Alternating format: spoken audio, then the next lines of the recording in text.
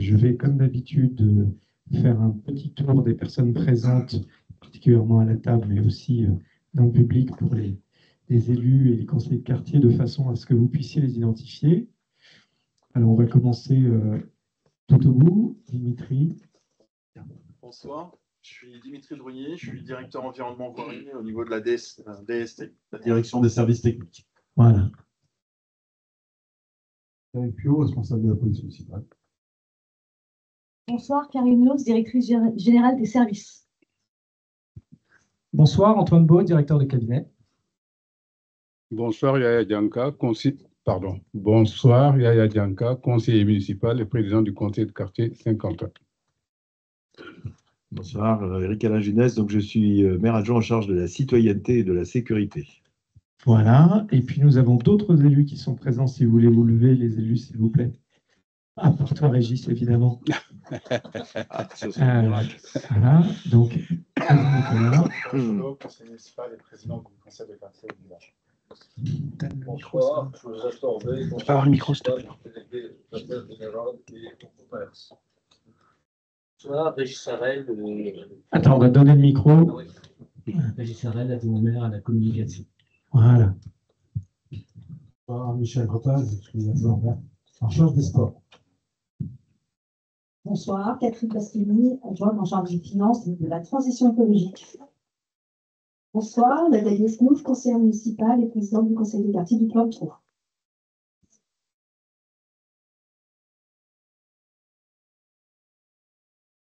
Bonsoir, Corinne Basque, je suis déléguée à la petite enfance et présidente du conseil de quartier du Manet.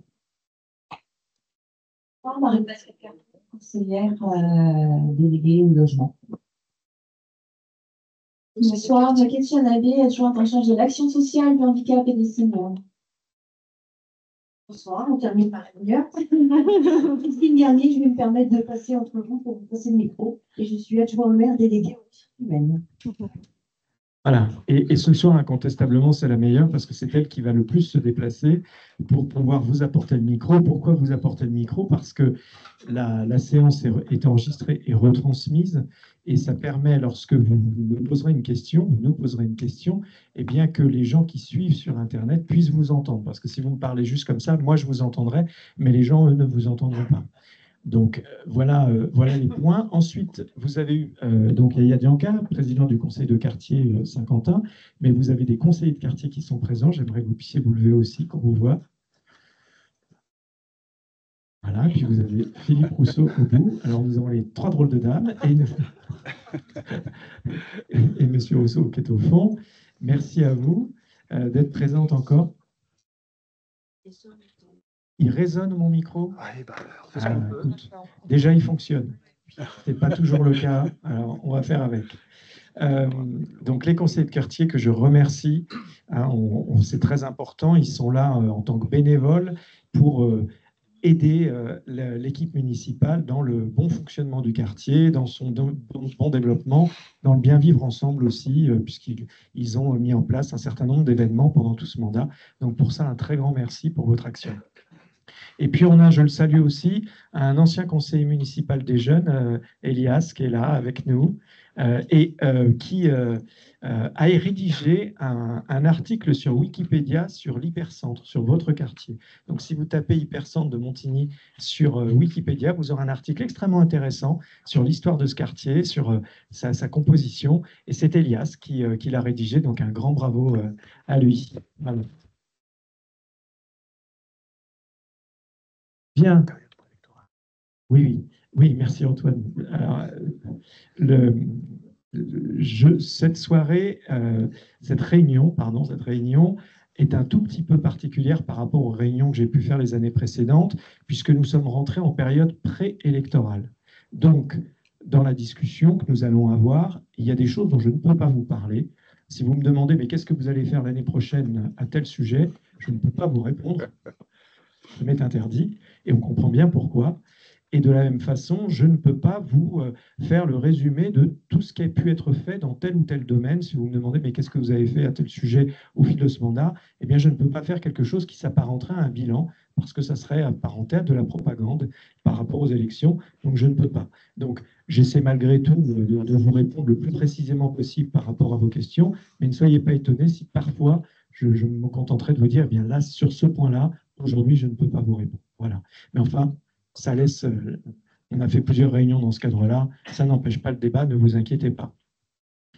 On a l'habitude de vous présenter quelques petites choses, histoire de vous tenir aussi informés des derniers événements sur la ville tout de même, puisque ça, la loi elle permet quand même de pouvoir vous dire ce qu'on a fait cette année en 2025.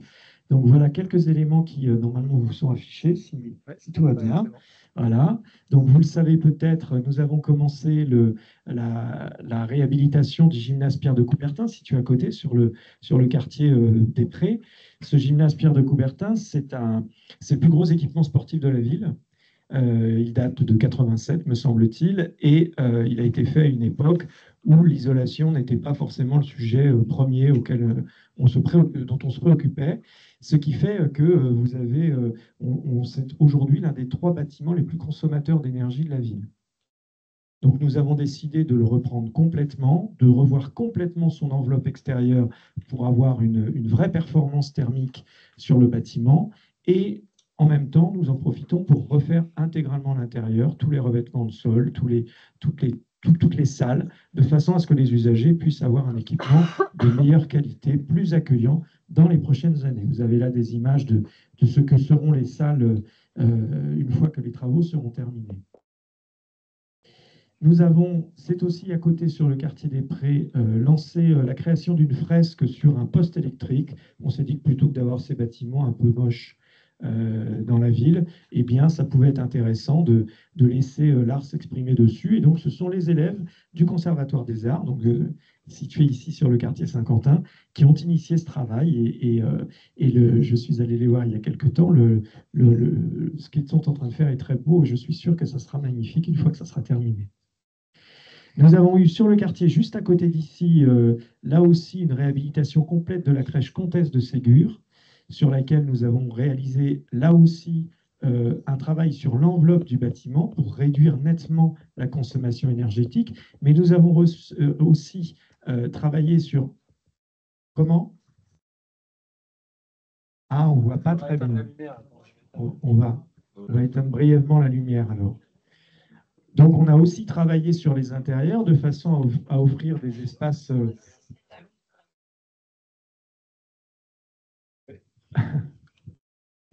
plus accueillants pour les enfants et pour les personnels des crèches qui travaillent auprès des enfants. Et nous avons particulièrement débitumé la cour qui se trouvait dans cette crèche. Et nous avons réalisé un jardin à la place, un très très beau jardin. Voilà. D'habitude, on dit « et la lumière fut », eh bien là, c'est le contraire. Hein, et la lumière ne fut plus. Et donc, nous avons ce très beau jardin qui a été installé dans la cour et qui est une première dans ce type d'équipement. C'est vrai qu'auparavant, la tendance, c'était de mettre du bitume, hein, c'était plus pratique. Et aujourd'hui, pour des tas de raisons, évidemment, on ne souhaite plus fonctionner de cette façon-là. C'est non seulement un jardin, mais c'est aussi un jardin avec récupération d'eau à la parcelle. Donc voilà pour celui-là.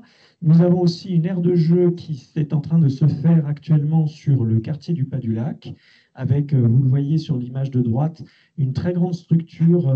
Je crois qu'on peut accueillir jusqu'à 90 enfants dessus en même temps. Et là aussi, c'était une démarche intéressante qui a été menée, puisque en fait, pour prendre ce jeu, ce qui a été fait, c'est de travailler avec les enfants de l'école. On leur a demandé quel jeu tu voudrais. Et donc, on a fait cette consultation auprès des enfants, et c'est cette structure qui a été retenue par les enfants et qui va donc être installée sur le quartier du Pas du Lac. Nous avons aussi lancé la création d'un terrain de basket 3x3. Alors, ceux qui ont suivi les Jeux Olympiques voient de quoi je parle, ou alors les basketteurs, évidemment, voient de quoi je parle. C'est une nouvelle pratique du basket qui se fait sur un terrain plus petit. Et donc, c'était une demande du club, et nous avons décidé de lancer cette réalisation. Donc là, nous sommes au sud de la Sourderie, et c'est un terrain qui sera couvert et éclairé, ce qui permettra aux pratiquants de pouvoir jouer également l'hiver et le soir sur ces terrains. Et puis nous avons, alors là c'est avec la communauté d'agglomération de Saint-Quentin, la réhabilitation du parc Chetteville qui se trouve au nord, là pour le coup, du quartier de la Sourderie, qui était un parc, pour ceux qui peut-être le connaissent, qui était avec des grandes dalles de béton qui le traversaient. Et l'idée était vraiment de retirer tout cela et de créer l'image que nous avions donnée au concepteur au départ, c'était on voulait un morceau de campagne en ville. Et ça a été très très bien respecté. Et c'est vrai que là, les travaux sont en train de s'achever. Il restera ensuite un certain nombre de plantations à réaliser. Mais je vous inviterai peut-être plutôt dans quelques mois, quand ça va refleurir, à aller y faire un tour. Ça sera vraiment un très bel endroit au cœur de la ville. Et puis, nous avons aussi cette année l'extension de la maison de santé. Nous rajoutons 2 cabinets supplémentaires sur la maison de santé parce que, vous le savez, aujourd'hui, c'est compliqué de trouver un médecin. Et nous avions une réserve qui nous permettait, avec laquelle nous avions prévu qu'un jour, on puisse étendre la maison de santé. Et finalement, eh bien, devant la liste d'attente des personnes qui aujourd'hui souhaitent pouvoir trouver un médecin, on a souhaité accélérer les choses. Et donc, les travaux sont en cours et des médecins arriveront en fin d'année 2026, normalement. Voilà pour les éléments, les petites informations que je voulais vous donner au départ de cette réunion. Et à présent, eh bien, écoutez, la parole est à vous. Et je sais que c'est toujours le premier à intervenir, c'est toujours le plus compliqué. Après, ça se libère. Donc, qui veut? Madame, allez-y. Ah, du coup, oui. Et on va rallumer. Hein. Bonsoir. Bonsoir. Rebonsoir. J'avais 2 interrogations à la place de la gare centrale. Où est-ce que ça en est? Est-ce qu'il va y avoir une construction? On a des accès qui ont été améliorés, mais ça reste encore en travaux. Et la deuxième, c'est par rapport à la vue du centre. Il y a encore des gros plots en béton qui ne sont pas enlevés malgré... ça avait été enlevé au JO, mais ça a été remis. Et à l'initial, c'était pour la Covid, pour mettre des terrasses. Donc, je me demandais si ça allait être enlevé ou resté comme ça. Voilà. Alors, sur la place de la gare, les travaux, donc vous avez eu la démolition de l'immeuble à Nord Rouge. On voit enfin la gare. Parce que bon, depuis le début, on ne la voyait pas. Maintenant, ça y est, on la voit. Et ça, c'est un vrai changement qui est important pour le quartier et pour la ville. Nous avons un premier, vous avez peut-être vu les images sur, bon, vous vous rappelez, ces bâtiments qui demain se répartiront autour de la gare, non plus en enserrant la place, comme c'était le cas. Pardon. Mais, c'est comme un livre ouvert, si vous voulez. Vous avez la gare et de chaque côté, vous aurez des bâtiments. Et donc, du côté Joël Le Teul, il y a le premier bâtiment qui va commencer à être réalisé. Les travaux devraient démarrer au mois de mai prochain. Voilà. Pour les autres, pour l'instant, le promoteur est en recherche de preneurs, donc ça prendra un petit peu plus de temps. Et pour les travaux d'aménagement de la place de la gare, tous les travaux concernant, et ça rejoint la deuxième question que vous m'avez posée, tous les travaux concernant l'aménagement de la place de la gare, de l'avenue du Centre, de la place Pompidou, vont débuter au printemps 2026. Donc à ce moment-là, bien sûr, les plots seront retirés.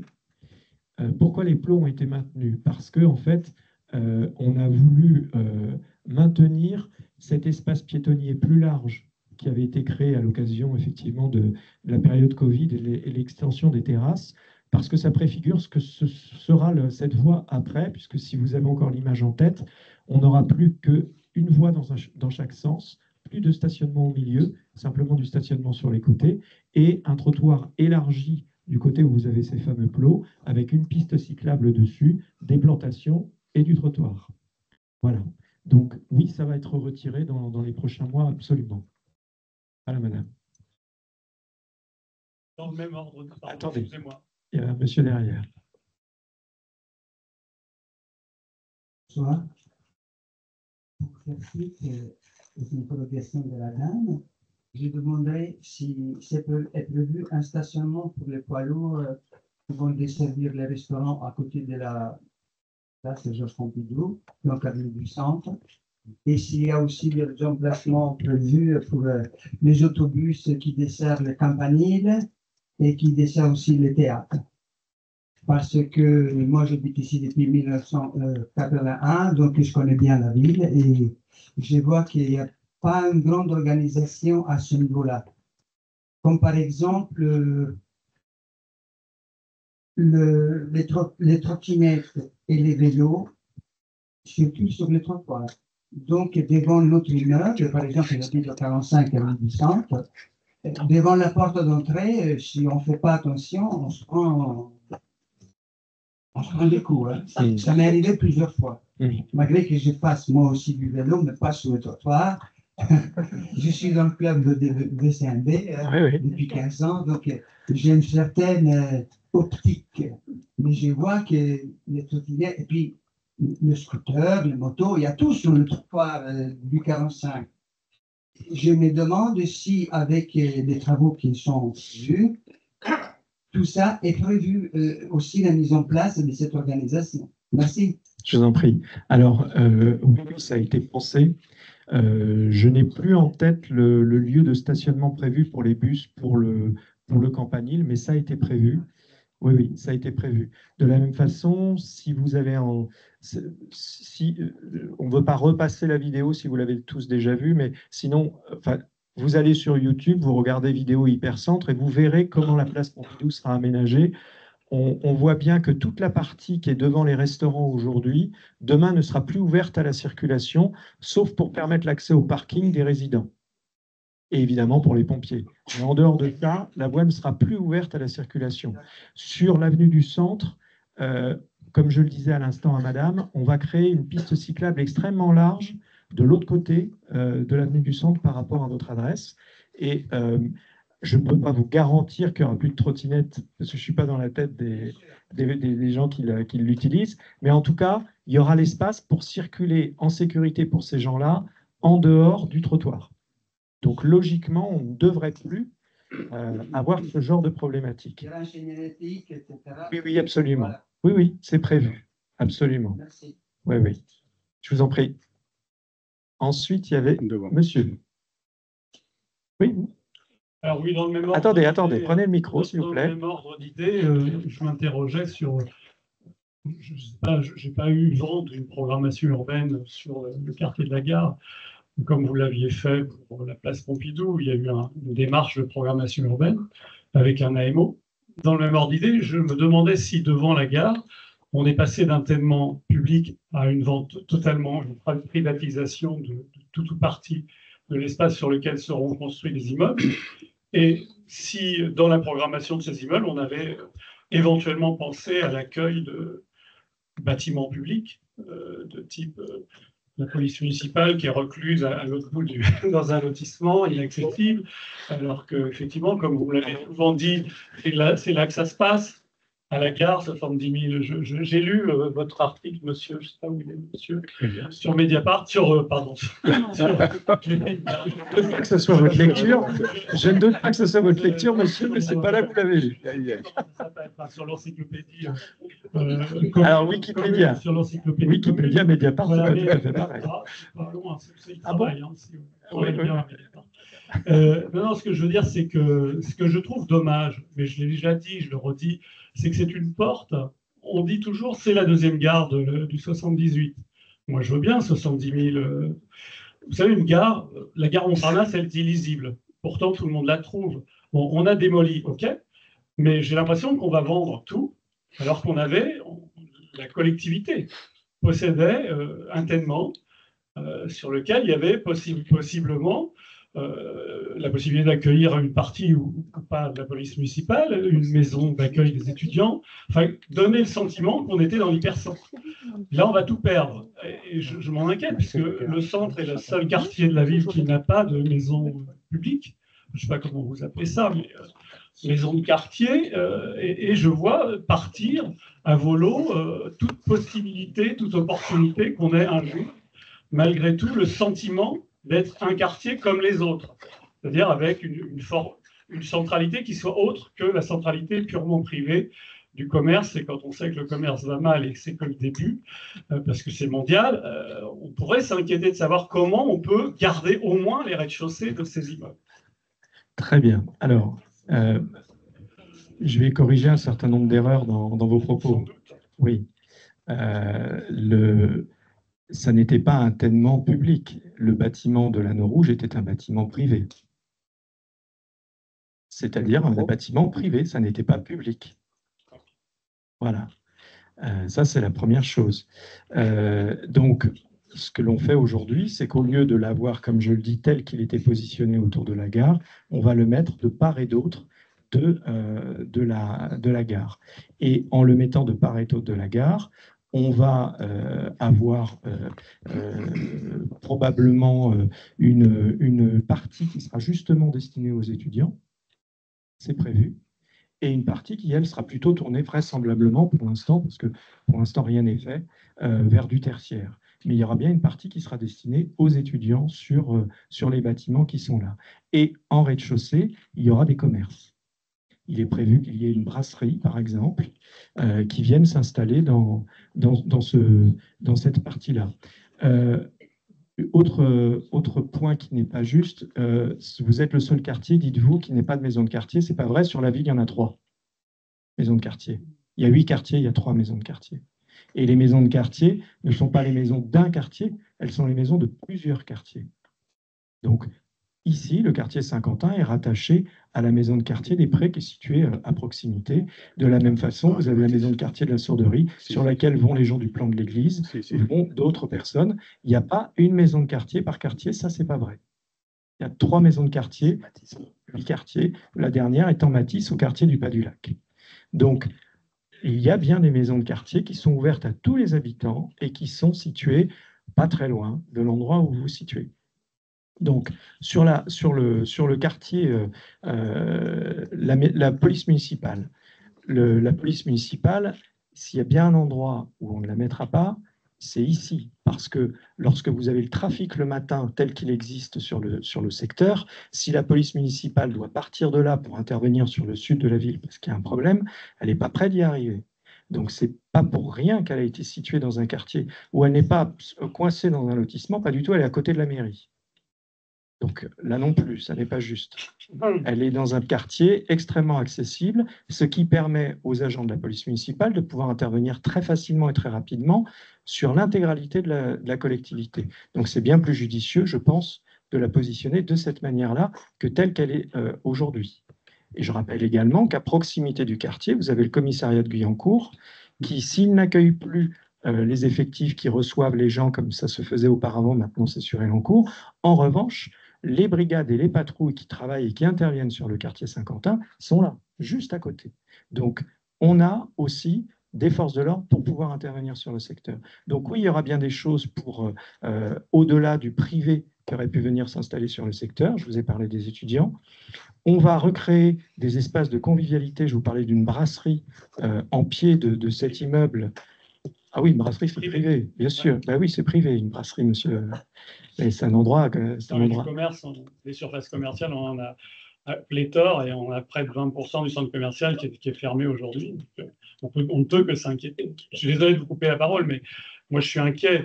On a aujourd'hui une dérive du commerce qui n'est pas liée qu'au e-commerce, elle est liée au fait que les gens n'ont plus de pouvoir d'achat.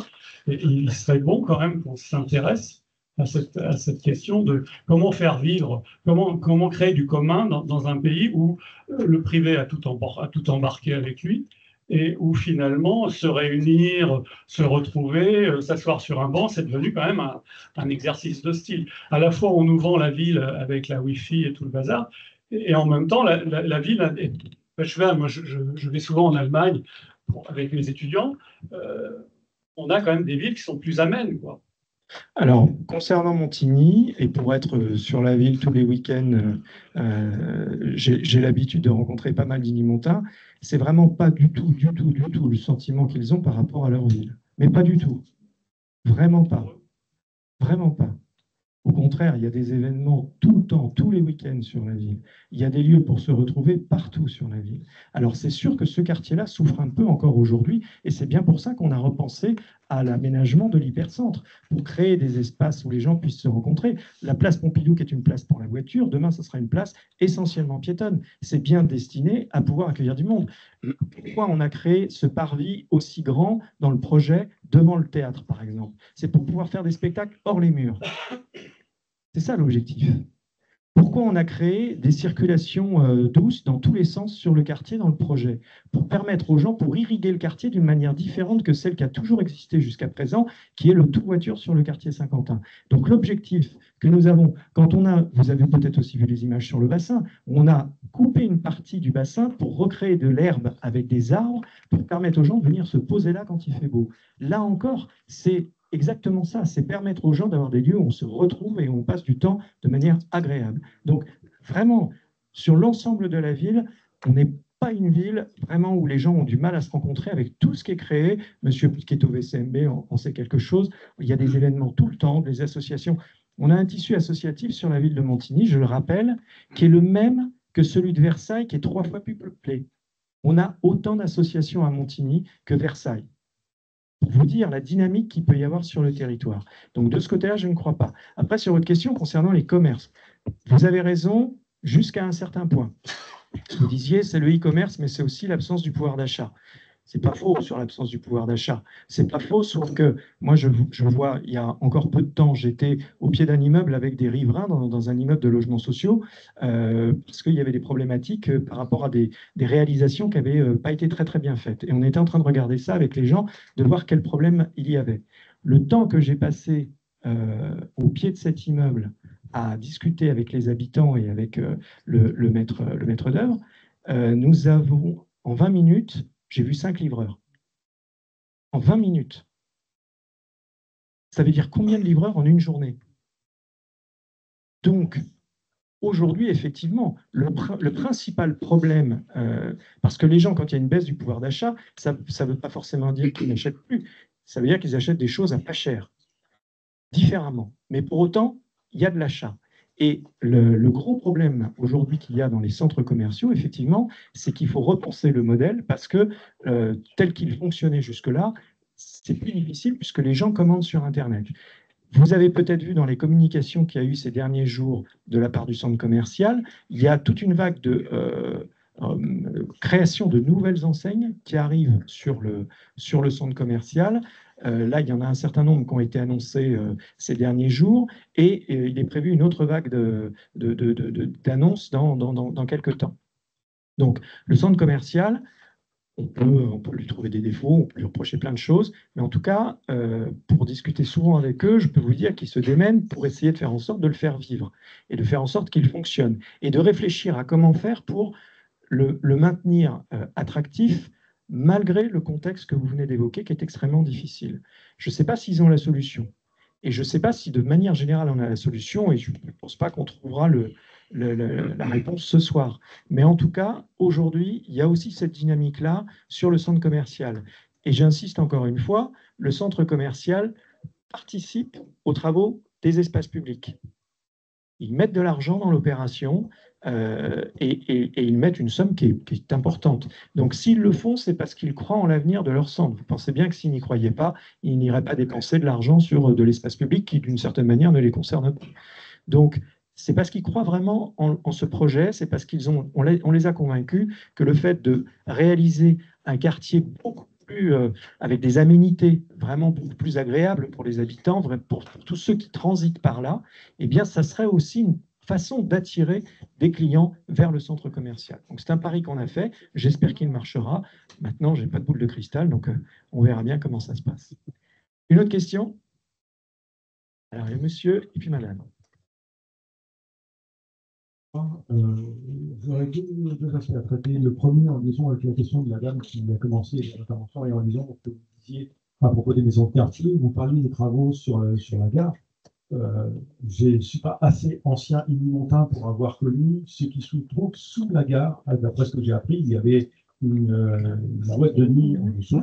Et la question que je me suis posée dès que j'ai appris ça, c'est pourquoi cette salle n'est pas réutilisée, par exemple, au profit d'associations de la ville, de façon à organiser des conférences, de façon à Alors, je vous donne juste un exemple. Je fais partie de la seule association de défense libre du logiciel libre des emails. Et nous organiserons des conférences soit en cybersécurité et en ce moment, une grande opération pour aider les gens à passer de Windows à Linux. Donc, c'est une opération nationale lancée par la CNIL.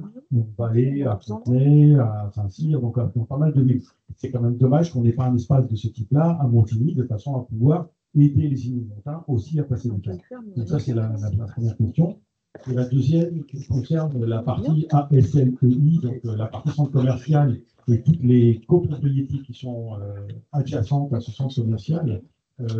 Nous avions évoqué ce sujet l'année dernière lors de la réunion de quartier et vous m'aviez demandé de saisir officiellement en tant que membre de la comité syndical de notre résidence.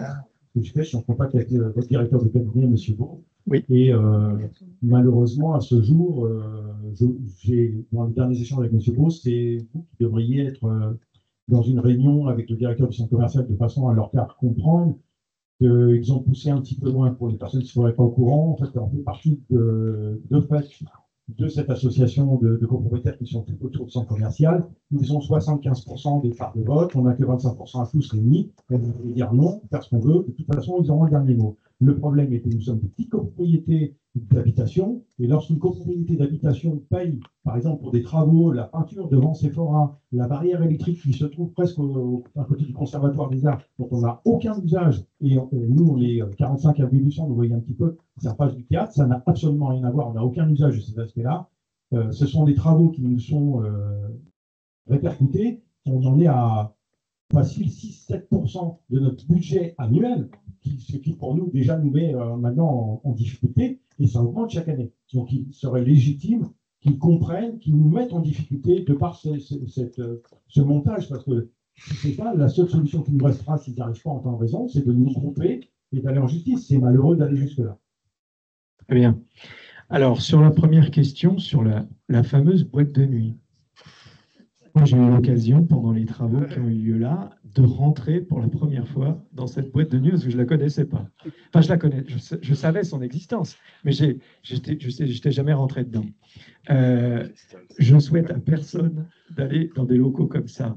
C'est glauque, mais c'est glauque, c'est terrible. Pourquoi on ne peut pas en faire ce que vous évoquez? Tout simplement pour la raison pour laquelle elle a été fermée. Il n'y a pas les accès de sécurité qui ont été pensés. À l'époque, vous avez juste un escalier tout petit qui sort de la boîte. Imaginez s'il se passe un début d'incendie ou quoi que ce soit à l'intérieur, tout le monde est fait comme un rat à l'intérieur du local.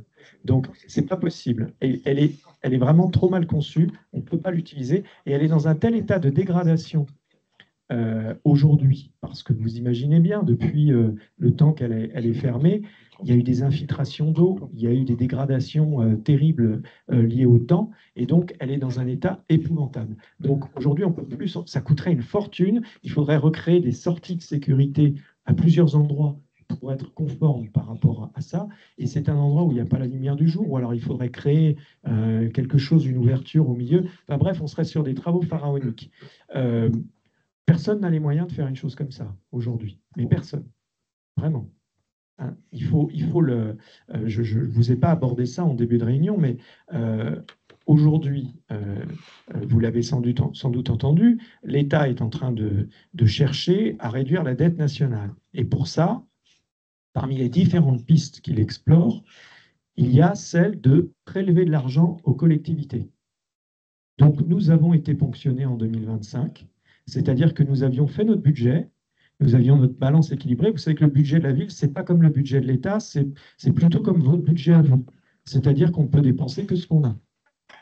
On ne peut pas se dire, je vais emprunter, parce que derrière, il faut pouvoir rembourser. Et pour pouvoir rembourser, il faut montrer qu'on peut rembourser. Et donc, il faut qu'à la fin de l'année, on soit en équilibre parfait, une fois qu'on a décompté le remboursement. Donc, vous êtes très limité dans des villes de notre taille, hein, je ne parle pas de métropole, où là c'est différent, mais donc, pour des villes de notre taille, nous sommes très limités, on ne peut pas emprunter énormément. Donc, nous avons un budget, nous, qui est restreint. Je rappelle que sur les 10 dernières années, l'État nous a retiré 11 millions d'euros, 11 millions, qui était, ça s'appelait la dotation globale de fonctionnement, qui était une compensation d'une ancienne taxe que percevaient les communes. Comme la taxe d'habitation, vous vous rappelez maintenant, il y a quelques années, a été supprimée et pour l'instant est compensée, en partie, il y avait auparavant une autre taxe qui était perçue par les villes. L'État un jour a dit, mais je reprends cette taxe, mais ne vous inquiétez pas, je vous verserai une compensation équivalente à la place. Ça a duré un temps, et puis maintenant, l'État nous dit, bah, je vous compense plus. Et donc, c'est 11 millions de moins sur notre budget. Le budget de la ville, au niveau fonctionnement plus investissement, on est autour de 70 millions d'euros. Vous imaginez l'impact de 11 millions d'euros de moins. C'est colossal. Et en plus de cela, nous avons eu donc sur l'année 2025, et nous aurons vraisemblablement sur l'année prochaine, ce qui a été appelé le TILICO. Alors, je ne sais plus ce que veut dire l'acronyme, mais on vient encore nous retirer de l'argent qu'on est censé nous rendre, mais pas complètement et en plusieurs années. Voilà. Et ce qui est annoncé pour 2026, c'est qu'on va nous retirer une somme. Pour 2026, on est à combien? Vous vous rappelez? Pour le Dilico? Oui. 900 000 entre ce qu'on nous donne, ce qu'on nous reprend et ce qu'on nous donne. Oui. Parce que redonne plutôt. Parce que alors, c'est 900 000 euros qu'on va nous prendre. Pas loin de 2 millions sur l'ensemble des dispositifs pour le. Au total, 2 millions. On va en 2026, on nous prend 2 millions sur notre budget. En plus des 11 millions qu'on nous a retirés, on nous prend 2 millions comme ça. Or, pendant ce temps-là, vous avez le coût de l'énergie qui a quand même augmenté, qui n'a pas rediminué comme il pouvait l'être avant Covid ou avant la guerre en Ukraine. Vous avez toutes les matières premières qui ont augmenté. Tout a augmenté. Vous le vivez tous, on le vit tous. Tout est plus cher. Pour la ville, c'est pareil. Donc, on a d'un côté des dépenses qui sont plus élevées qu'avant et de l'autre, des recettes qui ont baissé de manière extrêmement importante. Et je le rappelle, ça fait 15 ans que nous n'avons pas augmenté les taux sur Montigny parce que ça me paraît compliqué d'augmenter les taux et de faire porter par uniquement une partie de la population, c'est-à-dire les propriétaires, les difficultés que nous rencontrons. Peut-être qu'à un moment, on n'aura plus le choix. Hein, si on continue de se faire pressurer comme ça. Mais jusque-là, on résiste. Donc, aujourd'hui, sachez-le, on est, je ne vais pas dire pauvre, parce que ce n'est pas vrai, mais on est extrêmement limité et on doit faire attention dans tous les secteurs. Vraiment, dans tous les secteurs, on fait très attention. Donc, une des choses qu'on ne fera pas, c'est de se rajouter des mètres carrés d'équipement public à gérer. Parce que ça, c'est ce qui nous coûte le plus cher. Un mètre carré d'équipement public, son coût par an, c'est 100 €. C'est ça, entre l'entretien, le chauffage, etc., tout ça, c'est 100 €. On a à Montigny, nous avons 145 000 m² d'équipement public. Vous voyez la somme? Et ça, il faut le payer tous les ans, même quand ça augmente, hein, et même quand on vous retire de l'argent. Donc, ça veut dire que nos marges de manœuvre, en dehors de la masse salariale et de la gestion de nos équipements publics, elle est vraiment réduite et que c'est sur celle-ci qu'on doit retirer 2 millions. Donc, on est tous les jours en train de chercher des pistes d'économie et de faire attention. Donc, on ne rajoutera pas des salles, vous voyez. Mais j'insiste, on a 3 maisons de quartier, on a la salle Gauguin, on a pléthore d'équipements sur la ville qui sont en capacité d'accueillir des choses. Et d'ailleurs, on le fait tout le temps. On a aussi la salle Jacques Brel qui accueille des choses. Je sais, Antoine Baum en parlait encore il n'y a pas longtemps, est évoqué le sujet de vous accueillir justement avec votre sensibilisation, puisqu'on avait parlé l'année dernière et que j'avais trouvé ça très intéressant.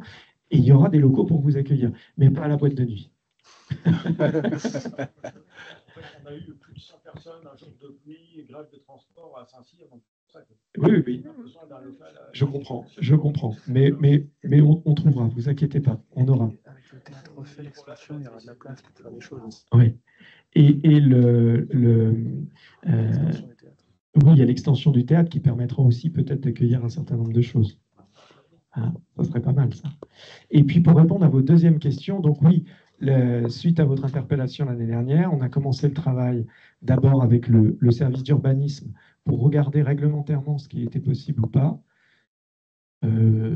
C'est compliqué, hein, puisque la loi protège les montages tels qu'ils ont été faits de ce type-là. C'est très difficile d'aller contre. Donc, c'est pour ça que ce rendez-vous va se faire avec les gestionnaires du centre commercial pour voir s'il y a moyen quand même de bouger quelque chose. Mais je vous promets rien parce qu'ils sont vraiment en position de force sur ce sujet-là. Je comprends, hein, je comprends. mais ils sont vraiment en position de force et je n'ai pas de moyen de les contraindre, si vous voulez. Je peux leur faire entendre, mais je n'ai pas de moyen de les contraindre. Donc si à la fin ils me disent non, malheureusement, je ne pourrai pas faire plus. Voilà. Voilà pour vous répondre. Mais on va essayer en tout cas. Une autre question? Oui, monsieur.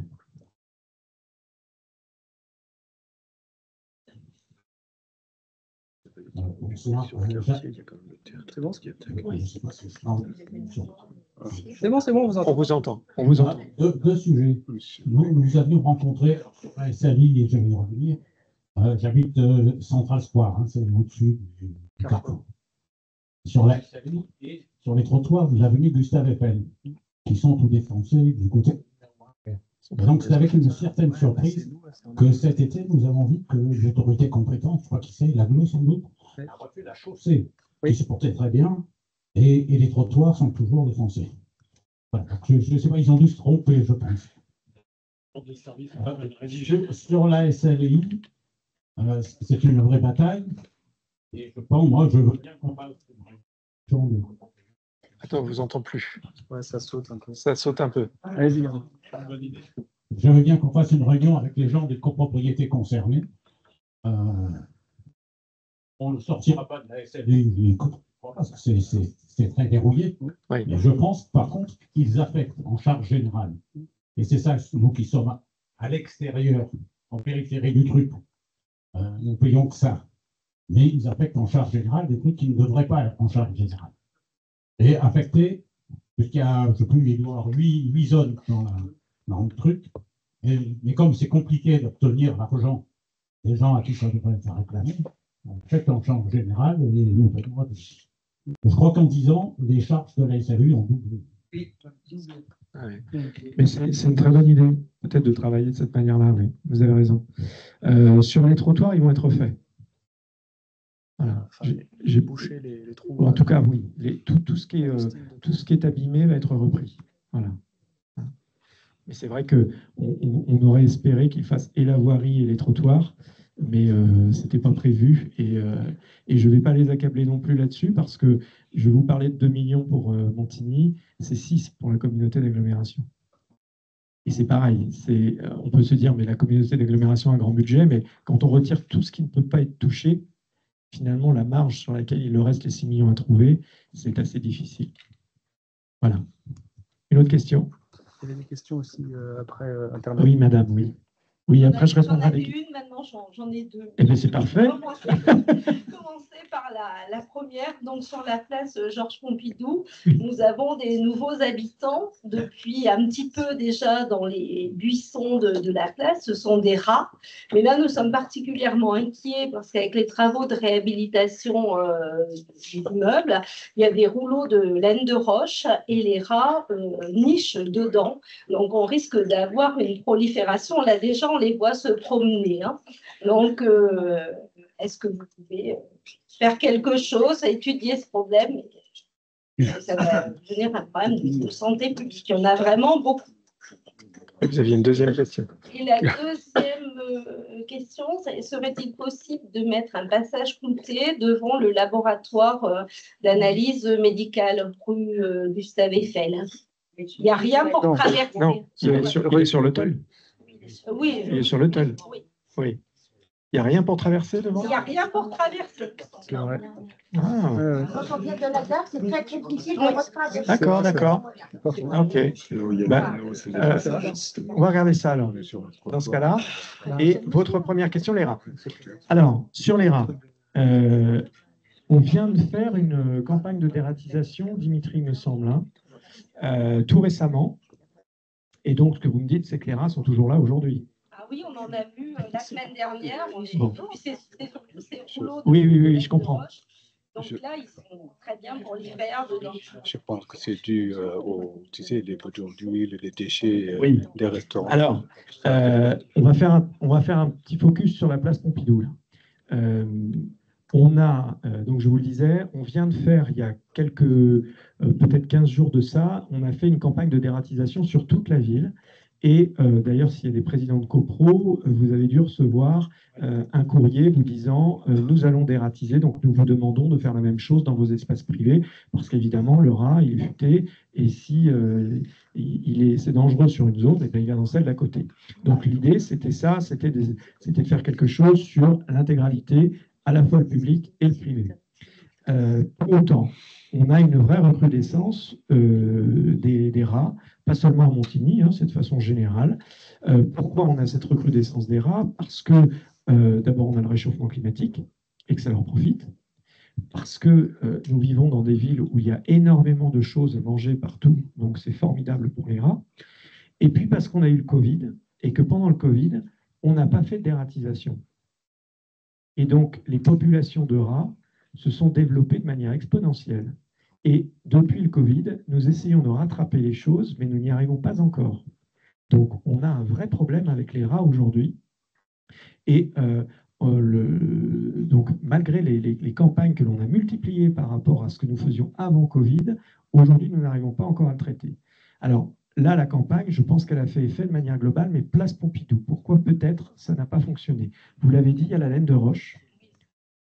Il y a tout ce qui touche au chantier, qui est effectivement un lieu pour se nicher qui est extraordinaire. Et il y a la problématique sur laquelle nous sommes en train de travailler avec les déchets des restaurants.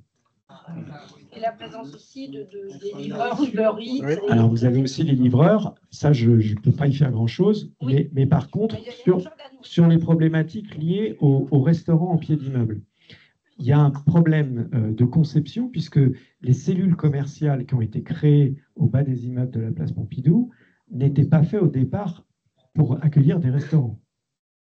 Et il n'y a pas de locaux poubelles à l'intérieur.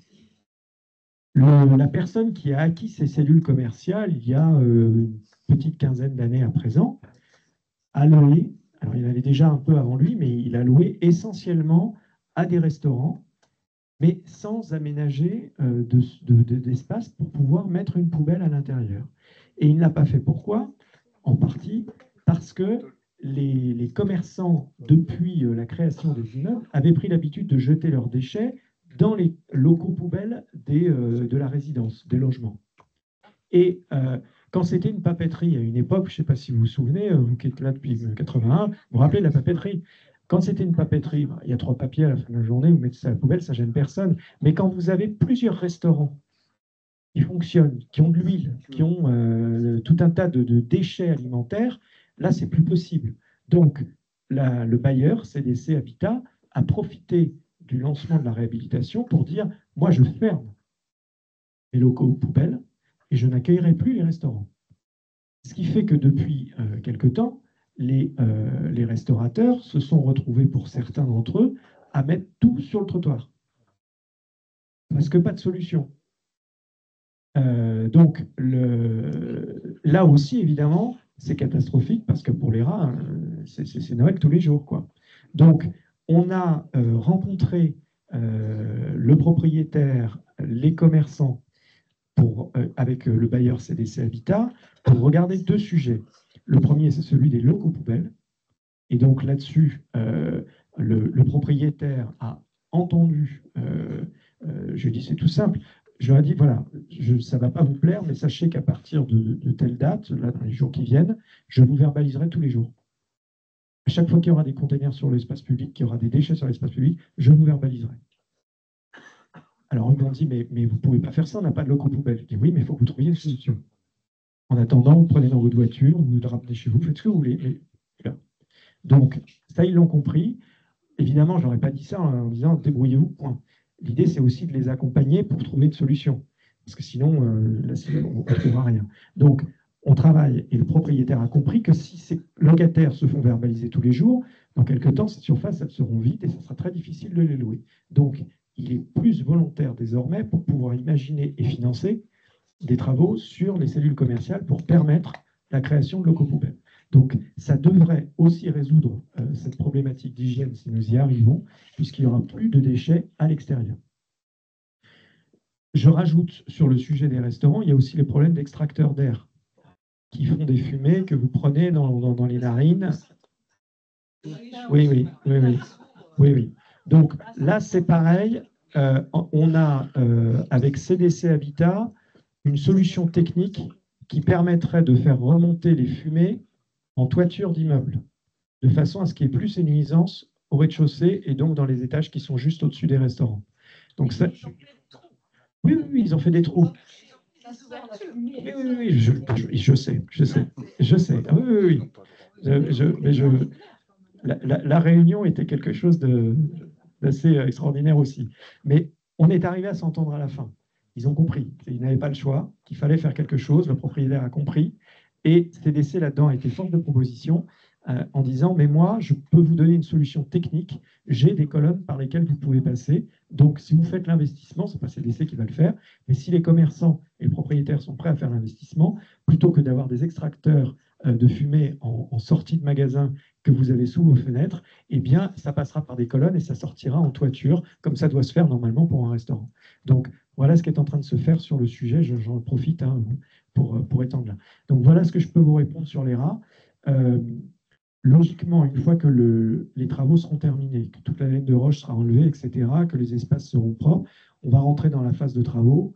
Là, je ne suis pas sûr que les rats soient aussi présents parce qu'on va taper dans le sol, etc. Donc, à mon avis, ils vont sans doute fuir un petit peu plus loin. Et l'aménagement que nous aurons définitif sur la place Pompidou, je vous l'ai dit, plus de circulation autour de la place, etc. J'espère que ça ira mieux. Mais par contre, sur la problématique des rats sur la ville, pour l'instant, je n'ai pas trouvé la martingale. On fait nos campagnes de dératisation, ça fonctionne un peu, mais on n'arrive pas encore à baisser suffisamment la population des rats sur la ville. Voilà. Donc on fait notre maximum, on est très sensibilisés, mais c'est vraiment, on regarde, quand je discute avec mes collègues maires, on est tous pareils, on est tous devenus des experts en rats. On a tous regardé toutes les publications qu'il y avait sur comment on traite ce problème-là. On est tous allés voir au Salon des maires l'exposant qui disait « j'ai la solution miracle pour éliminer les rats demain ». À chaque fois, on regarde, ça a l'air formidable, puis quand on regarde un peu plus, c'est très marketing, et puis derrière, c'est pas forcément très efficace. Donc, voilà, il faut aussi que tout le monde fasse attention de ne pas laisser des déchets partout. Ça, c'est vraiment très important. Et aussi de ne pas hésiter à nous signaler quand vous repérez un endroit où vous voyez beaucoup de rats, pour qu'on puisse intervenir. Là, on n'est pas obligé d'attendre la campagne pour mettre ce qu'il faut de façon à chasser les rats de cet endroit-là. Voilà, madame. Alors, après, il y a une question, oui, il y a monsieur, et puis madame. Oui. Les questions Internet aussi. Ah oui. Puisqu'on est dans les histoires des poubelles, on va y rester. Je veux parler des poubelles du marché sur la place Quai Marcel. Alors, vous avez fait un équipement pour se devant les rangées, sauf qu'apparemment, il y a une de trop qui se balade, qui n'est pas répertorié marché, il n'y a rien d'écrit dessus. On a déjà eu des problèmes avec le lycée qui, lui, laissait traîner sa poubelle, était partout, ça sentait le poisson, c'était épouvantable. Bon, ça, c'est réglé, c'est arrivé. Mais là, cette histoire, en plus, l'aménagement que vous avez fait conduit à ce que les gens stockent tout et n'importe quoi. C'est un bordel, excusez-moi l'expression infâme.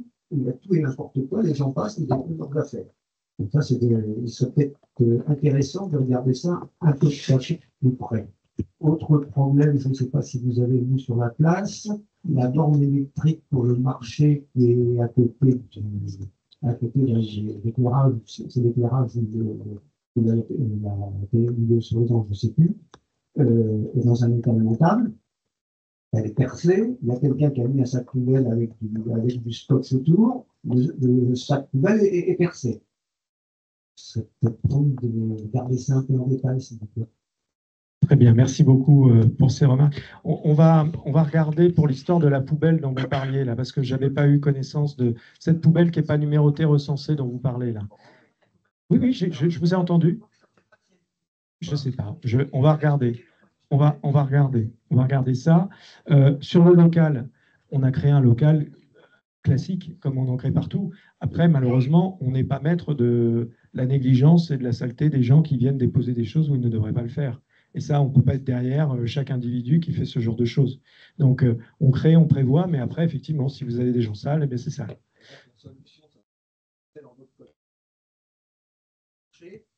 Elles sont enlevées le soir même et la place est nettoyée C'est nettoyé, c'est nettoyé. On nettoie le jour et on nettoie le lendemain, c'est nettoyé. C'est nettoyé. Oui. Elles ne sont pas stockées dans vos oui. Oui, qu'il y ait une collecte le soir, vous voulez dire. Le samedi soir. Ah, une collecte le soir, oui. Oui. Oui. L'avantage en plus par rapport à la c'est que moi, si vous avez des balayeuse, ça permet de pédaler rapidement. Un coup de balayeuse. Bon. En tout cas, j'espère que vous avez remarqué que le marché s'embellit. Ah, hein, c'est pas mal, là. Hein, ça va mieux. Un compliment de votre part, je le prends vraiment pour quelque chose de bien. Hein. Ça, je le garde, celui-là. Hein. Mais non, je sais, je plaisante. Je vous taquine, je vous taquine. Je vous taquine. Ensuite, il y avait monsieur et après, c'est madame. Je viens au restaurant sur la place Pompidou et avenue du Cinq. Oui. L'été, il y a l'usage de mettre de la musique dehors jusqu'à 2h, 3h du matin. Et malheureusement, les retardataires, ils ont bu bien de trop, ils font du bruit, ils vont les voitures, les motos, les bas. C'est une fois par an, on accepte. Oui. Mais comme les années passées, ça s'est vraiment reproduit parce que tous les week-ends, moi j'ai des bons rapports avec certains de ces restaurateurs. Oui. Je vais les voir le lendemain, je leur dis d'arrêter. Mais s'ils mettent les bars dehors, c'est-à-dire les haut-parleurs sur la voie publique, c'est évident que le vent et la rue amènent les bruits jusqu'à dans nos chambres, quoi, je veux dire. Il faudrait peut-être savoir s'ils ont le droit de le faire et à quelle période, et voilà. Non. C'est bien que vous nous le signaliez. On fera, il faudra faire une petite sensibilisation auprès des différents restaurants. On a pris un arrêté déjà au niveau de l'ouverture pour qu'ils ne restent pas ouverts trop tard le soir. Mais sur la sono, s'il y a des sonos qui sont sortis à l'extérieur, ça, c'est pas normal. C'est pas normal. Madame. Moi, j'ai deux questions. J'habite à côté de l'école Arthur Rimbaud. Oui. Donc, cette école n'existe plus. Oui. Elle s'attend à quoi? Qu'est-ce qui va se passer? Alors, j'ai dit au début que je ne pouvais pas parler, mais comme ça, je l'ai déjà dit, j'ai le droit de répéter ce que j'ai déjà dit. On fera du logement. Ça, je sais. Nous, notre jardin est commun. Le jardin de l'école. Oui. Notre bâtiment ne fait que 2 étages. Oui. J'ai entendu parler de bâtiments qui font 4 étages. Ça veut dire quoi au niveau lumière? Alors, c'est toute la complexité de cette opération. Il s'agit de faire un bâtiment parce qu'on a besoin de continuer de réaliser des bâtiments pour accueillir des habitants, c'est nécessaire, mais il faut qu'on tienne compte non seulement des hauteurs, mais aussi du fait qu'il y a un certain nombre de fenêtres qui donnent sur l'espace de l'école. Et évidemment, on ne va pas coller quelque chose de disgracieux ou de gênant devant la fenêtre de quelqu'un. Donc, nous sommes en train de regarder ce sujet-là pour voir un petit peu comment on pourrait intégrer un bâtiment de logement qui soit suffisamment bien pensé pour ne pas perturber son environnement direct. Donc voilà, donc je ne peux pas vous parler de gabarit aujourd'hui parce que je ne sais pas vous répondre. Il faut qu'on voit ce qui est possible de faire, d'autant que la loi aujourd'hui nous oblige aussi à avoir des espaces verts importants. Donc, il va falloir qu'on joue avec ça. Il faut qu'on prévoie des locaux poubelles, des locaux vélos, beaucoup de choses dans les bâtiments désormais, et c'est très bien. Donc, il faut qu'on pense tout ça. Donc, vraiment, là, c'est trop tôt, je ne peux pas vous répondre. Je vous confirme, ça sera du logement. On n'a pas vocation à faire autre chose à cet endroit-là. Mais pour la forme, je n'ai pas de réponse à vous apporter parce qu'il y a vraiment cette problématique de ces bâtiments qui sont tout autour. Et évidemment, le but du jeu, ce n'est pas d'aller perturber la vie des gens qui sont dans ces bâtiments. Voilà. Oui. C'est idéal de conserver le jardin de l'école pour le jardin des futurs bâtiments. Ça va dépendre, bien sûr, de comment sont situés ces bâtiments et combien il va y en avoir. De toute façon, on ne pourra pas faire une grosse opération. Ce n'est pas possible. Vraiment, ce n'est pas possible. ça ne sera pas une grosse opération. Et je ne peux pas vous dire... Là, pour le coup, je rentrerai dans des réponses qui seraient... je vous annonce ce que je ferai plus tard. Je ne peux pas vous répondre là-dessus. Mais je vous ai répondu sur le fait que le travail qui doit se faire, je vous dis, la préoccupation première, c'est vraiment de veiller à l'intégration par rapport à ce qu'il y a autour. Je vous renvoie à ce qui a pu se faire à la place de... alors, peut-être que vous ne connaissez pas, mais sur le quartier de la Sourderie, l'ancienne école Samin qui a fermé, je trouve que c'était vers les années 2010, je crois. Et sur cette école, nous avons réalisé, qui était entourée de pavillons, nous avons réalisé une crèche, 21 maisons de ville, donc des maisons accolées, et un petit programme de logement collectif de 14 logements de logements sociaux. On l'a travaillé en rencontrant les habitants alentours, à qui on a expliqué au départ nos intentions, avec qui on a, au fur et à mesure que nous avions de nouveaux éléments, eh bien, nous les avons rencontrés à nouveau en leur disant « voilà où nous en sommes, qu'en pensez-vous » Et on a réussi à sortir le projet comme ça, qui fait que aujourd'hui, il vit très bien. Donc voilà, ce que je peux vous dire, c'est que sur un programme qui existe aujourd'hui, voilà comment on fonctionne. Est-ce qu'on sera convié tous les propriétaires environnants à éventuellement une discussion avec le promoteur? Alors, les discussions, alors je ne vais pas vous répondre sur ce qui se passera, je vais vous répondre sur ce qui s'est passé sur l'école Samin, puisque c'est un cas identique. Les discussions ont eu lieu avec moi. Ensuite, il y avait évidemment le promoteur qui était là pour entendre ce qu'il avait à dire, mais comme c'est la ville qui est propriétaire du terrain, c'est nous qui décidons. Voilà. Donc, il n'y aura pas d'accord avec un... On ne vend pas un terrain en disant au promoteur « faites-en votre affaire ». Ça ne se passe pas comme ça. Il y a des règles, je vous le dis, il y a des règles de prospect, de distance. On a un document d'urbanisme, le plan local d'urbanisme, qui pose des choses extrêmement contraignantes, comme je vous le disais tout à l'heure, des distances, des vis-à-vis, des choses qui font qu'on ne peut pas faire n'importe quoi. Et nous, évidemment, on sera nous sommes d'habitude très vigilants sur ce genre de choses pour ne pas créer un embêtement. On a, de cette façon, il y a plusieurs logements qui ont été réalisés de cette manière sur la ville, parce qu'il y a déjà des écoles qui ont fermé, sans que ça ne pose de problème à l'entourage en général. Mais c'est vrai que vous, c'est particulièrement épineux, il faut reconnaître. Comment espérer qu'on sera peut-être informé ou on aura peut-être un peu notre avis comme sur les autres projets. Comme pour les autres projets. Enfin, en tout cas, sur les autres projets, c'est toujours le cas. Toujours. Toujours. Et pas seulement une première fois, mais ce que je vous expliquais sur Samin, on s'est revu à chaque étape du projet avec les habitants. Voilà. Ah oui, tiens, merci. Pardon, allez-y, madame. Je vous en prie. J'habite à côté du canal. Oui. Il y a encore de l'eau. Oui. Et c'est un véritable cloaque. Oui. Alors, on voulait savoir combien de temps ça va durer cette histoire-là. Parce que là, franchement, ça n'est plus du tout nettoyé, c'est franchement un cloaque. D'ici à ce qu'on tombe tous malades, c'est pas possible. Alors, on va regarder avec la communauté d'agglomération de Saint-Quentin pour qu'il y ait une intervention qui se fasse s'il y a un vrai problème de salubrité sur cet espace-là. Et puis après, vous le savez, c'est dans le cadre du projet de réaménagement du quartier. Le canal est complètement repris, y compris le long de vos immeubles. Et vous aurez, vous avez peut-être vu les images, en fait, le fond de l'eau est remonté, il y aura beaucoup moins d'eau, et il y aura des espaces verts de part et d'autre du programme. Est-ce que ça signifierait à ce moment-là que les gens ne passeront plus sur notre quai?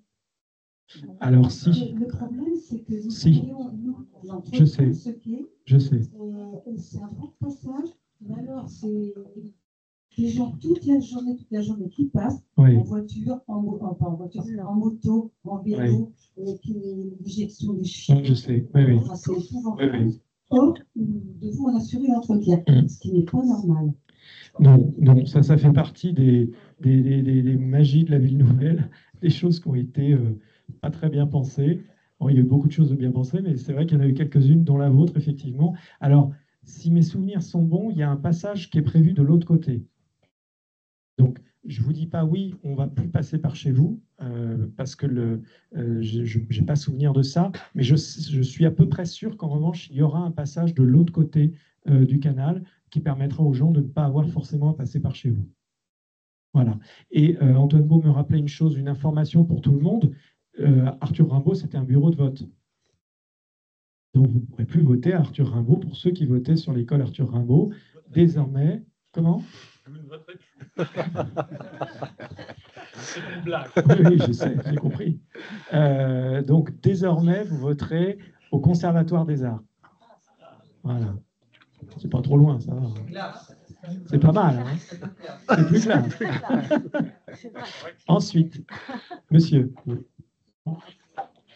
C'était pour rebondir sur ce que j'ai compris, parce que la dame disait, c'est qu'on aurait bien voulu être informé, en fait, même du sort de l'école, de savoir par exemple pourquoi il y a eu la fermeture, pourquoi il y a eu un bâtiment en fait, qui avait construit à la place, donc la construction, et qu'en fait le terrain allait être vendu à un promoteur privé, et donc la fermeture du parc, même si madame elle souhaite être informée de ce qui va se passer, ils vont très certainement fermer aussi le parc.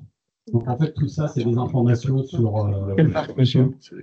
Le jardin. Non. Non. Mais c'est pas un jardin de l'école. C'est pas un jardin ouvert au public, c'est la cour dans laquelle vous avez des espaces verts.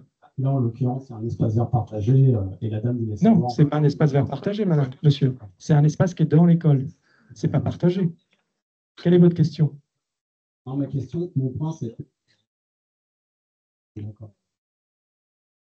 Ma question, mon point, c'est qu'il aurait fallu aussi informer les différents citoyens de ce qui allait se passer avec cette école et donc ce qui allait être fait du terrain. Mais ça a été fait.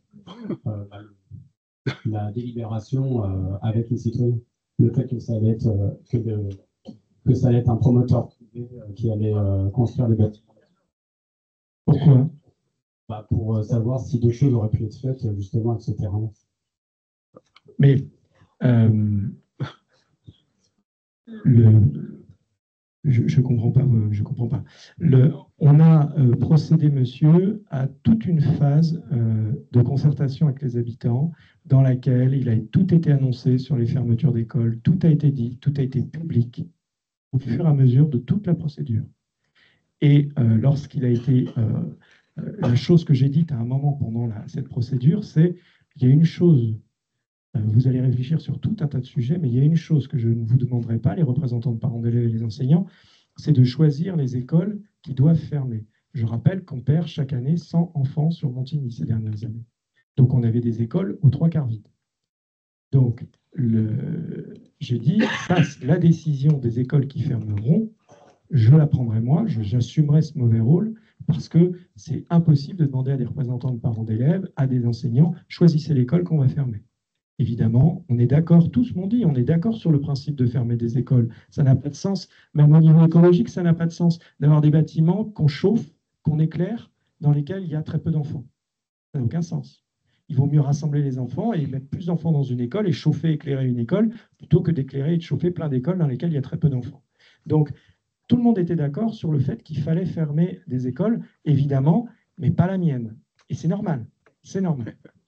Donc, nous, on a regardé comment faire pour fermer des écoles en causant le moins de dommages possible pour les habitants en matière de trajet, pour l'accueil des enfants, etc. La rentrée s'est passée en septembre, c'est extrêmement bien passé. Je n'ai pas eu un courrier de parents qui me disent « Monsieur le maire, vous avez fait n'importe quoi avec cette fermeture d'école. » Pas un. Ah, monsieur, je vous parle, monsieur. Et non, mais c'est vrai. Pas un. Et donc, nous avons fermé ces écoles et dessus, nous allons faire du logement. Pourquoi on fait du logement? Aujourd'hui, vous l'avez peut-être entendu dans la presse, les gens ne trouvent pas à se loger. Il n'y a pas de logement. Moi, je ne gagne rien quand on fait du logement sur la ville. Je ne gagne rien.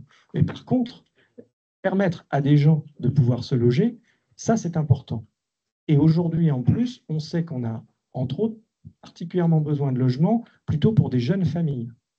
Parce que le prix a beaucoup augmenté sur Montigny et que ce n'est pas simple. Donc, il y a des solutions en matière de logement qui permettent d'accueillir des jeunes familles. Donc, c'est vraiment intéressant dans ces cas-là de pouvoir réaliser du logement à la place d'un bâtiment qui ferme, de façon à pouvoir accueillir des nouveaux publics, et y compris des familles de la ville qui aujourd'hui sont dans des logements plus petits et n'arrivent pas à trouver. Donc, c'est pour ça qu'on a fait ça de cette manière-là. Et ça, évidemment, si vous...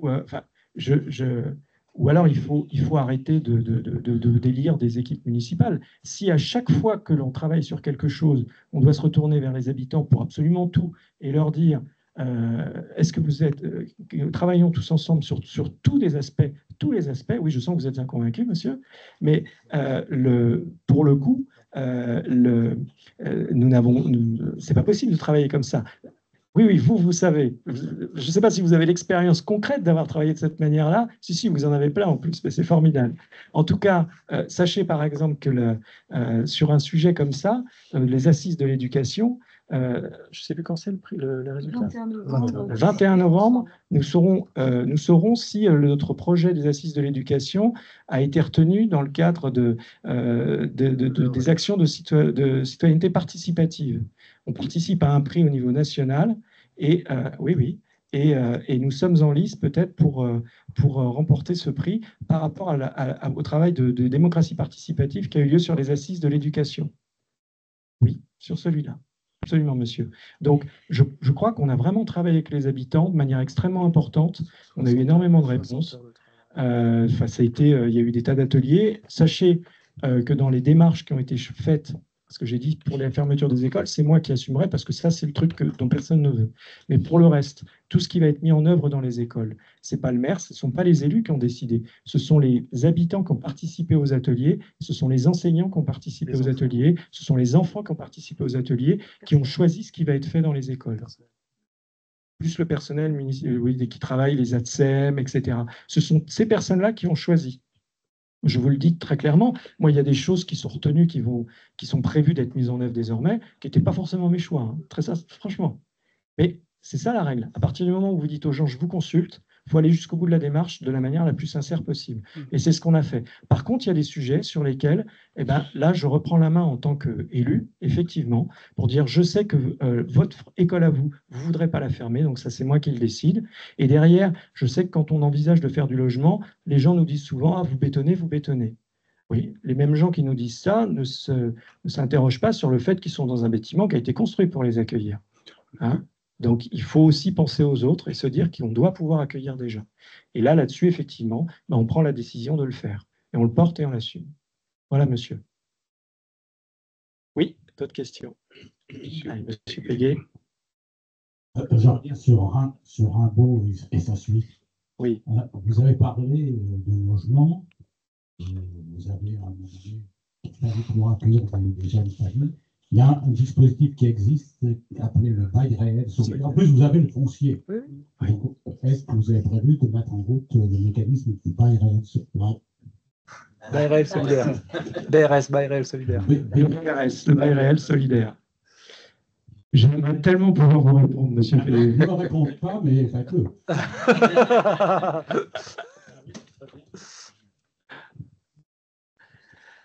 Je peux vous répondre simplement sur le fait que nous travaillons avec la communauté de Saint-Quentin en Yvelines pour pouvoir accueillir du PRS sur Montigny-le-Bretonneux. Voilà, je vous le réponds comme ça.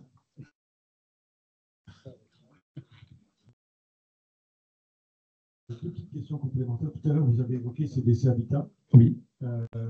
Comment peut-on sortir du jeu de ping-pong entre le bailleur CDC Habitat, la commune et la communauté d'agglo?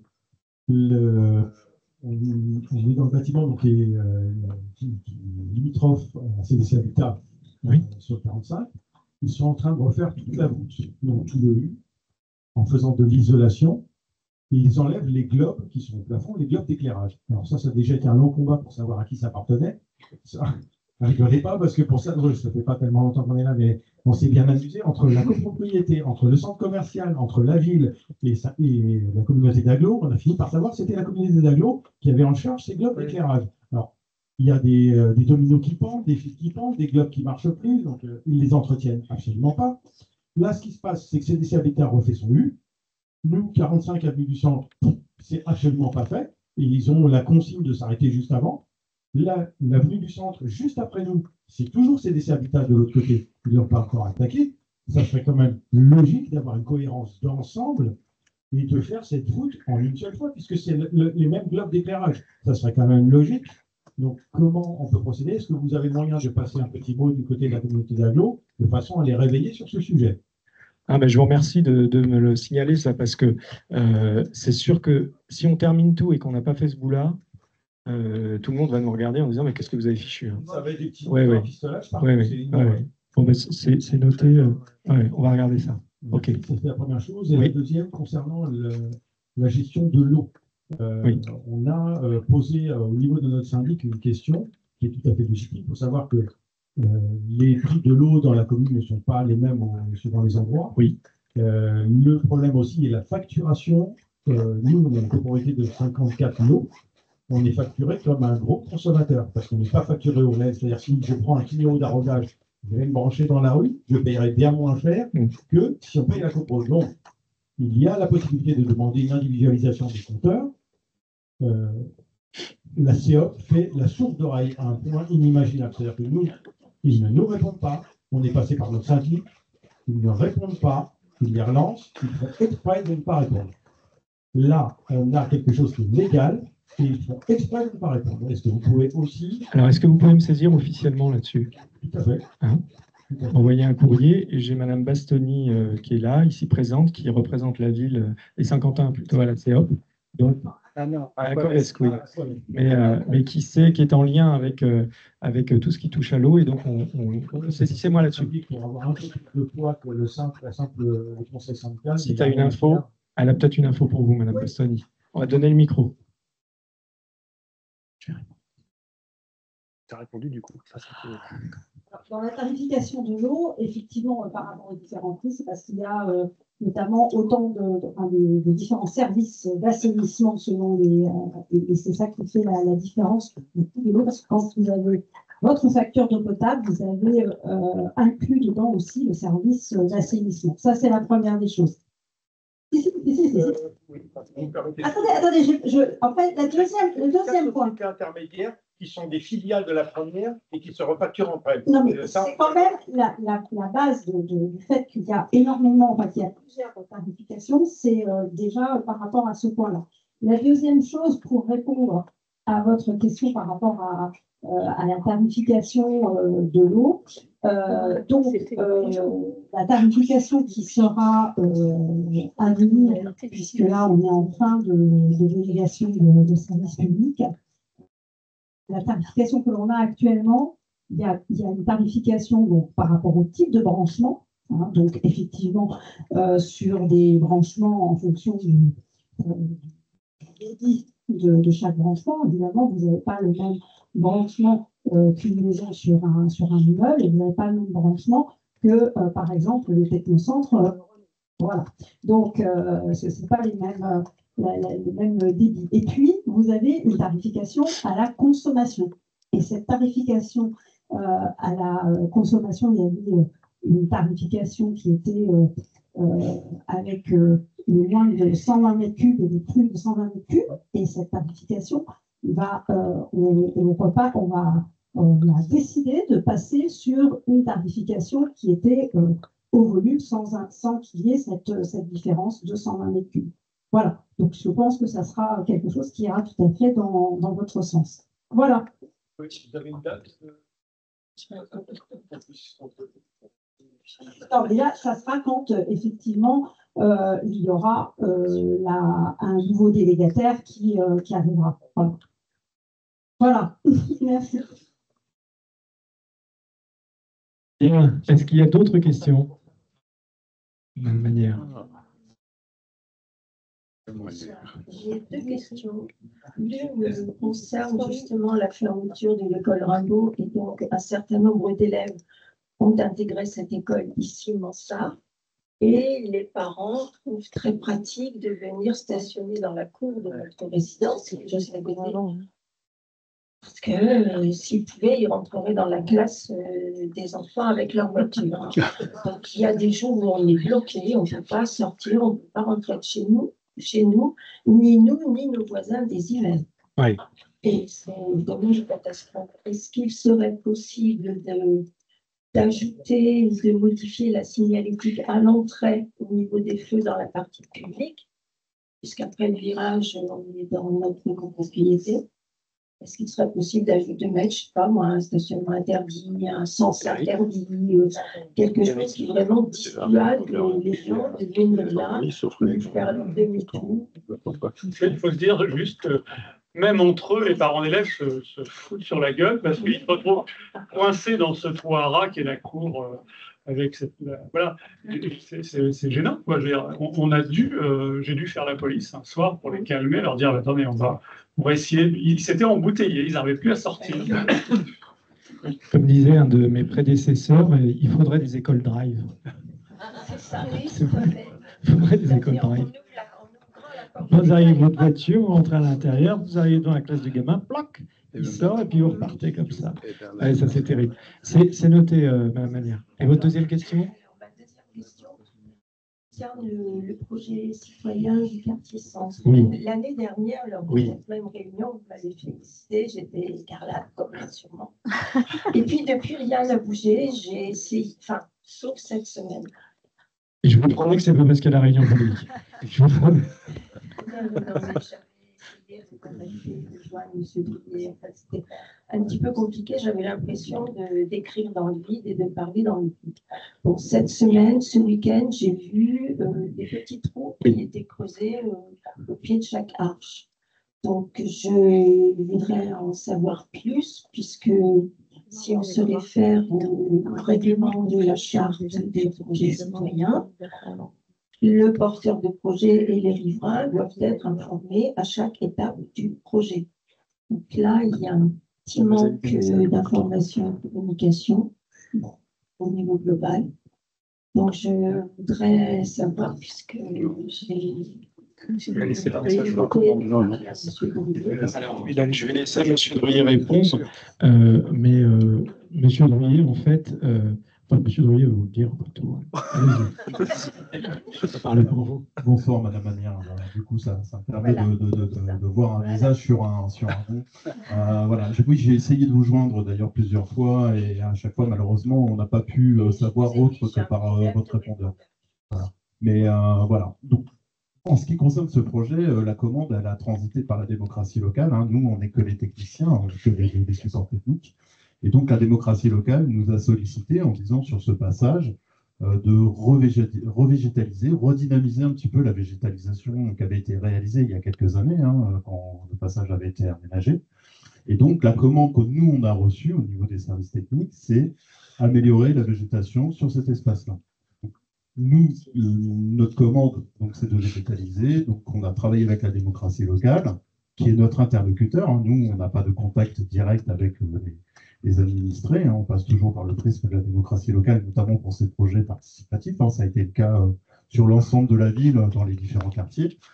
Et donc, du coup, on a transmis les informations comme quoi on allait replanter, redynamiser, remettre un petit peu de vivace, et notamment ces fameuses arches qui posent problème, puisqu'on n'a jamais pu faire grimper certaines plantes dessus, soit par vandalisme, soit techniquement parce que l'aménagement était mal conçu. Sur un des messages que je vous avais laissé, c'était pour vous dire aussi que voilà, on allait intervenir au mois de novembre, comme quoi on allait replanter des grimpants sur les 4 arches qui existent sur ce passage. Donc là, en effet, vous avez pu constater, on a, pour pouvoir remettre des grimpants au niveau des arches, il faut créer des petites fosses de plantation. Quelle dimension grosso modo, je crois qu'on a dû dessiner, je ne pourrais pas vous dire exactement, mais de quoi pouvoir mettre en œuvre la plantation de glycine, de clématite et des choses qui sont grimpantes. Après, on va remettre en effet un peu de terre aussi dans les bacs qui sont existants le long de la résidence. Et remettre en effet quelques vivaces, notamment des iris, je ne vais pas utiliser des termes techniques, mais des goras, des choses qui sont voilà, périns et du coup qui demandent en fait peu d'entretien. Dans votre courrier, vous parliez aussi d'aménagement de filins entre les arches. Très sincèrement, nous, le retour qu'on a fait à la démocratie locale, c'est qu'on n'est pas partisans de ce type d'aménagement, tout simplement parce que vous avez vu, il y a beaucoup de passages, il y a beaucoup de jeunes qui passe par cet espace-là. D'ailleurs, on y avait eu un premier aménagement qui avait été dégradé, on avait été obligé de refaire quelque chose. Et si on met des filins, bah, là, on a la garantie que 15 jours, 3 semaines plus tard, tout soit décroché. Donc voilà, on n'est pas très partisan pour ça. Après, il me semble que dans votre courrier, vous faisiez part aussi de l'état un petit peu latent des arbres qui ont été plantés. Bah, c'est normal, en fait, c'est des Magnolia stella, c'est des arbres qui ont tendance à se développer tout doucement et qui n'ont pas vocation à devenir des grands arbres. Et donc, automatiquement... Les Magnolia n'ont pas résisté à la première année, ils ont été remplacés par des blanches. Ça arrive. Malheureusement, sur les aménagements qu'on peut réaliser, des fois, dans le suivi cultural, il y a des végétaux qui, malheureusement, meurent et pour le coup, on les remplace, puisque dans le contrat le suivi cultural, on a de la garantie et on remplace les arbres. Je vais encore émettre une critique. Pourquoi est-ce que vous vous limitez à des fosses d'un mètre par un mètre pour des arbres qui sont quand même... Il faut savoir qu'en dessous, vous avez ce qu'on appelle un mélange terre-pierre qui avait été réalisé à l'époque. En fait, le mélange terre-pierre, c'est la fosse de plantation est beaucoup plus importante en dessous des surfaces minéralisées, que les racines puissent bien se développer à l'intérieur. Et en effet, en surfacique, vous avez qu'un mètre par un mètre. Mais en dessous, c'est un mélange terre-pierre. Si on fait plus large, après, c'est un autre type d'aménagement. On pourrait accéder beaucoup plus aux racines et les arbres se porteraient mieux. Moi, ce que je me rappelle dans cet aménagement-là, c'est que voilà, on a planté dans du terre-pierre. En fait, la fosse en surfacique, elle fait 1 mètre par 1 mètre. Mais en dessous, la fosse est beaucoup plus importante. En effet, le mélange terre-pierre, c'est une technique pour pouvoir faire des surfaces minéralisées pour que les choses restent compactes en surface. Pour revenir au filin, je ne sais pas, enfin, vous avez certainement vu les arches de la roseraie Anne-Marie Doux, à l'entrée du parc, à 2 pas de chez nous. Et donc, il y a les structures en alu. Et au pied de chaque structure, il y a des filins, mais c'est hyper costaud. Ils sont montés sur une barrette qui est fixée dans le sol de façon solide. Et les filins montent jusqu'en haut. Voilà, sur les arches, on n'a pas besoin, puisque c'est déjà en forme de treillis. On doit bien pouvoir faire un système de filins pour relier les arches entre elles, de façon à ce que les plantes... Ouais, mais malheureusement... Je suis têtue. Je sais, mais malheureusement... Je sais. Malheureusement, vous avez vu les jeunes, comment ils utilisent cet espace-là. Vous avez vu, ils font un peu de street workout en utilisant les arches pour faire de la traction. Donc, je peux vous garantir que si on s'amuse à mettre des filins, tous les 4 matins, vous allez nous appeler en disant les filins sont décrochés, venez nous raccrocher les filins. Donc, voilà, c'est... De recréer un niveau de fraîcheur pour remplacer un peu la perte des cerisiers du Japon qui ont été enlevés. On a ce passage J'ai évolué, madame. Toute la journée en été, on y crève. On ne peut pas y passer les noms de chien. On va déjà voir ce que donne l'aménagement qui est prévu là, et puis on verra. Et je rappelle que sur le quartier, dans l'aménagement qui est prévu, il va y avoir des plantations, des arbres, des arbustes, en nombre très... Non, je ne parle pas de l'allée, là. Non, je ne parle pas de l'allée, mais je parle sur le quartier, tout autour. On va avoir des espaces verts qui vont être installés partout. On va reverdir vraiment le quartier. Ça, c'est très important. Oui. Lorsque j'avais participé aux ateliers de préparation de ce projet de réhabilitation, on avait compris que les travaux s'arrêtaient au croisement devant du stade et l'avenue du Centre. Donc devant chez nous, il n'y avait rien. Non, j'ai bien dit autour de chez vous, pas à côté, pas... Ce que je dis, c'est que sur le quartier, sur l'hypercentre, tout autour, vous allez avoir aussi des plantations qui vont être faites. Par rapport à ce que vous évoquiez sur l'eau qui peut s'infiltrer pour les arbres. On a essayé ça sur une rue qui est sur le quartier du Plan de Trou, juste à côté, la rue Jean Cocteau, de mettre un bitume spécial qui permet de laisser passer l'eau. Oui, mais non, mais c'est pas ça. C'est pas ça. Moi, ce que j'attends de voir, c'est comment ça vit. Parce que si vous mettez un bitume qu'il absorbe l'eau, mais que 2 ans plus tard, il faut le refaire parce qu'en fait, il se délite complètement et il ne tient pas, on ne va pas commencer à étaler ça sur toute la ville parce que ça veut dire que il faudra tout refaire et on ne pourra pas. Donc là, on regarde un petit peu, on va laisser vivre ce projet-là pour voir. Mais évidemment, s'il donne entièrement satisfaction et qu'il tient bien, alors on va multiplier ça. On l'a refait sur... alors on n'a pas fait d'infiltration par le bitume, mais on a fait un système sur l'avenue du Manet quand vous arrivez à la ferme du Manet.